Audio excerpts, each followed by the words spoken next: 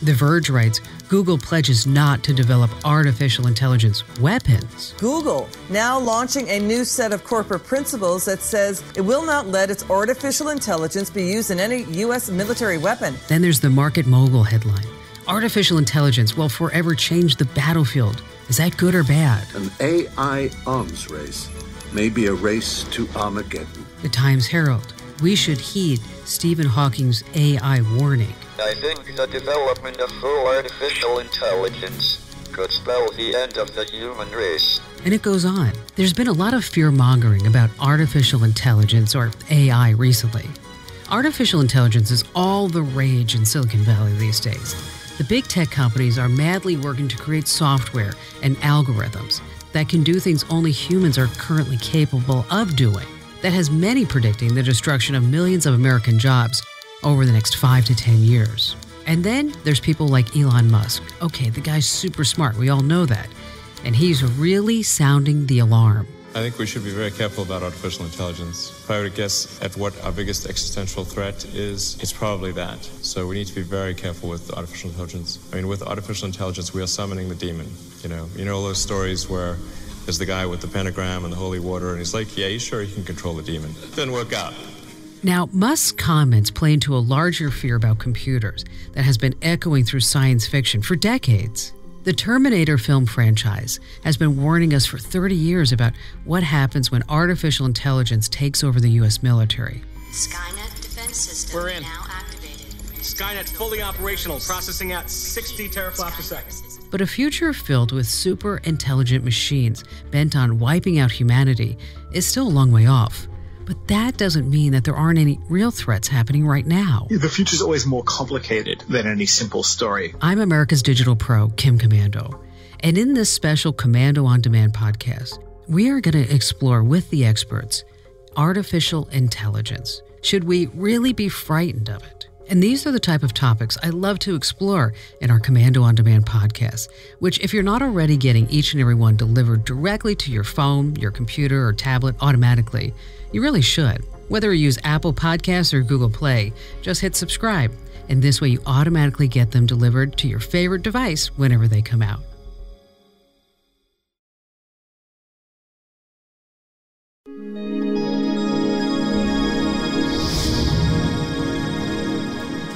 Let me tell you a little story about how artificial intelligence could wreck your life in the very near future. Say it's like 5 years from now. Your iPhone 15 has just received an email from someone you love. They're in trouble. It's bad news. You see, while they're traveling overseas, the person lost their wallet and their passport, and they're desperate for money, and they need that money transferred quickly. This is basically your standard phishing scam that millions of people are exposed to every single day right now. The difference is that this email is incredibly accurate. The person sending it to you really is truly overseas, and you know that. They know specific details about your relationship. They know the secret names that you call each other. They are responding to you exactly like the person you know, except it really isn't them. This is a scam being concocted by a piece of AI software that has scraped every last detail about your life and made a virtual copy of the person you love. It's turned into a standard online scam, and AI has made it really, really convincing. These are the kinds of existing online threats that AI is about to make way more dangerous. Not only that, but this one system could be trying to scam hundreds, if not thousands of people simultaneously. We all get phishing emails all the time. If you go through your spam folder, or even unfortunately sometimes your inbox, you'll find these emails that purport to be from, your bank or an eBay or an Amazon or someone else, and they try to get you to click a link and log into something, or even just click a link these days. And then it turns out that they were actually sent by someone somewhere else who's trying to steal access to your account. That's Peter Eckersley. He's the chief computer scientist for the Electronic Frontier Foundation. He was one of 26 researchers who met at Oxford University last year to discuss this, AI threats.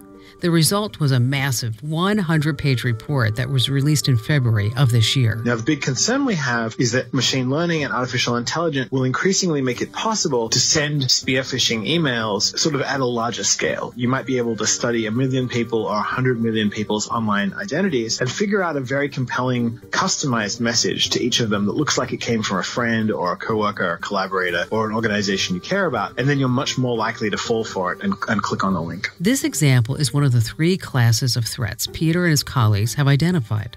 By expanding existing threats, AI is about to make the job of scam artists a lot easier, but it will also be the key to stopping those same scammers. The other piece that we're going to need is to essentially use artificial intelligence defensively. We're going to be dependent on the initiatives that are taken by Google and Apple and other companies that handle very large amounts of email for people to essentially extend what they already do in spam filtering to be able to spot AI-generated spear phishing emails. And that's unfortunately also going to be very hard, and I think that there's going to be an error rate. They're going to miss some of these emails, unfortunately. Another existing online threat that's about to get a big boost from AI is malware.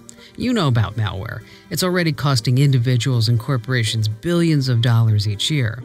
But right now, that malware has to be coded line by line by human beings. Well, Peter says that's all about to change. Malware that at some point is able to find its own new ways of breaking into computers. Of course, we have malware that has exploits attached to it. It has ways of breaking into computers, but those are always programmed in there by human authors at the moment. So what we're going to see in the future, we fear, is much more adaptive malware that's able to study other computers on networks and try to find ways to break into them. So how would this adaptive malware work, Peter? Explain it to us. This kind of attack will be very effective, especially against older and less well-secured devices like Android phones or Wi-Fi routers. Those things that need Internet of Things devices that need updates to be secure, and then either the manufacturer has stopped making the updates or the user hasn't said yes to them.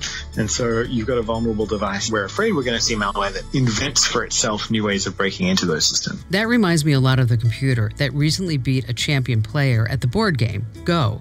It basically learned from millions of games by itself, and then gradually learned how to play at a really high level. There's actually a beautiful parallel between a game like Go or chess, where in essence you have a series of moves that you make on the chessboard or the Go board, and what it takes to find an exploit against a piece of software. An exploit, of course, is some type of input to the software that causes it to do something that was profoundly different than the creator of the software had intended. Big software companies already use artificial intelligence programs like this when they're debugging their products. These AI hackers are called fuzzers.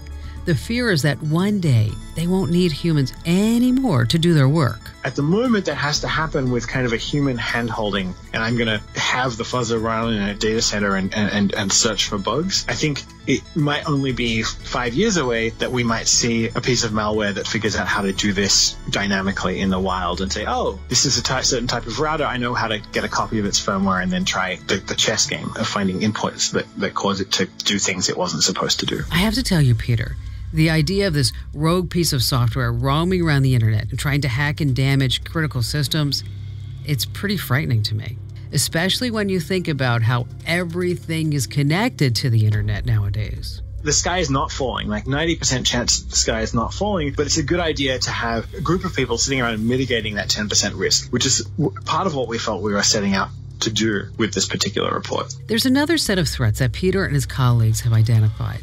Instead of just threatening digital infrastructures, they worry that military AI systems could damage the real world. That may sound like science fiction, but a very real example of this made headlines in June of this year. You see, employees at Google threatened to resign en masse when it was revealed that the company was developing facial recognition software for the Defense Department. The fear was that software could be used by drones to accurately target someone on the ground. Imagine that. the company was making computer vision artificial intelligence that was intended for use by the Department of Defense in the drone program, which of course includes both just flying drones around to surveil people, but also targeted strikes on people with those drones. And so is it ethical for a tech company to provide the computer vision that causes an alert to go up to a human pilot who might then fire a missile in response to that alert? That's a complicated and morally fraught set of questions to get into. So coming up next, we're going to talk about how the world is preparing for the prevention of this Terminator-like system. And also, this is interesting, how artificial intelligence could be to blame for fake news in this political polarization that we're seeing today. So stay right where you are. I'm Kim Komando, and you're listening to Komando on Demand. We're here with Peter Eckersley. He's the chief computer scientist for the Electronic Frontier Foundation. So, Peter, could there really be an AI threat that could be like Skynet from the movie Terminator? We run this risk if we use increasingly automated systems all through military deployments. We're deploying AI things now in 2018, and then different AI systems in 3 years, 5 years, 10 years, 15 years, 20 years. Each generation of that technology will get deployed out into the wild. And one thing I'm very worried about is the potential for interactions between multiple generations of weaponry deployed by multiple countries. Do you think that's really possible? I mean, is this truly a big concern? You can imagine a situation in 30 years' time where in the South China Sea, the United States and China have both put out all this automated and increasingly intelligent weaponry, and suddenly there's a path of reactions between our weapons and their weapons and the algorithms involved and the neural networks involved that causes behaviors that nobody understands anymore. That's really interesting. But how would it play out in the real world? I mean, how would it affect us? We've seen dynamics like this in the stock market. We've seen it with software on the internet. The stakes are so much higher when you have weaponry involved that I think it's really important for people in the military world to go slow and be very careful. And even, I think this is a little bit unthinkable, but even for the United States and China to sit down together and say, how can we ensure that there isn't a future where AI and weaponry could lead to these types of instability and chain reactions and accidental escalation where the AI starts shooting at each other even though no humans had wanted them to. That last set of risks Peter and his colleagues warn about fall into the category of political threats. And these threats are not some risk in the future. They're already here. The 2016 election revealed the extent to which Americans are getting their news through social media. That news, in turn, is being funneled to each person according to algorithms that were designed by the makes of YouTube and Facebook, Twitter, even Apple News. The situation with false news and the role of both social media, the Facebook news feed, the YouTube recommendations algorithms in contemporary politics in the United States and the United Kingdom with Brexit and other places actually is already a pretty serious example of how AI risk happens sooner than we might think and is weirder than we might think. Could you imagine us talking about this, say, 20 or 30 years ago? I mean, we're now talking about artificial intelligence. Do you think it's contributed to the political divisions that we're seeing in America right now? Yeah, I think the case that the choices that Facebook made and that YouTube made, basically to show people things that the AI inside of Facebook thought that person would be engaged by, they'd spend more time on it, they'd click on it more. I think that those algorithms contributed to the divisions in American politics where people on the left and the right don't understand each other. Now, a lot of people think that these algorithms were intentionally programmed to actually sow discord. What do you think about that? I think that some of this problem plausibly is being contributed to by accidents that came out of the algorithmic choices made by these platforms. I think the harder question is, what on earth do we do about this? That's a really profound question. All right, I just have to ask you, do you have an answer to that question? The ideal case is the one where the people who make the technology just decide to do this themselves. We've been talking to companies about what would it take to have social media companies be transparent about what they optimize for. And so just more voluntary transparency from the companies about how those selections are being made seems super important. There have been a lot of calls recently for more regulation of platforms like Facebook, just to make sure that the information that they distribute is accurate, because so many people are turning to the likes of Facebook to get their news. we are much more interested in is how can you give users and the audience, the public, control over the process of prioritizing and filtering content in the streams that are coming at you, so that if a company is trying to downweight false news, you can see that they're doing that. You can have control over the process. You can see what's being affected. You've got a slider to turn that process on and off. The threats presented by AI have a lot to do with, I guess you'd say, unintended consequences? You know, people who are really worried about artificial intelligence tell these stories about someone accidentally makes an artificial intelligence who's programmed to make as many paperclips as possible. And they leave it at the office on Friday, and then a few weeks later, the paperclip AI has become super intelligent, and it takes over the world and turns everything into paperclips. And of course, this is a somewhat comical parable, and the risk is a super intelligent system with a misspecified objective function. To be clear, you said as many paperclips as possible. That wasn't quite what you meant. What do you think we need to do to prevent those unintended consequences? So I think we need to think more deeply about how we can replace the simple, crude objective that Facebook has, which is make as much money as possible, with a more nuanced one that includes, hey, you need to promote healthy public conversations and the institution of democracy, and figure out how to not be a divisive tool in the politics of the United States or any other country. Thinking deeply, it's a good start, but it seems to me that there are no easy solutions to these problems.